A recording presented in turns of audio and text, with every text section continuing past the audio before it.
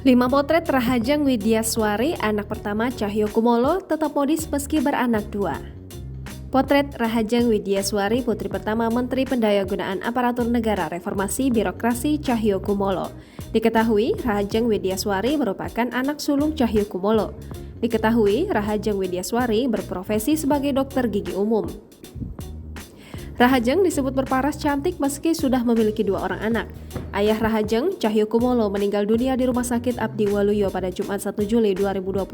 Kepergian Menteri Pan-RB meninggalkan duka yang mendalam bagi keluarga, salah satunya bagi Rahajang Widyaswari.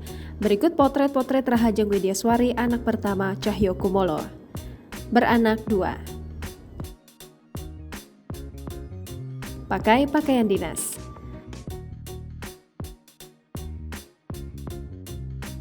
Tampil modis. Putri pertama Cahyokumolo. Kumpul keluarga.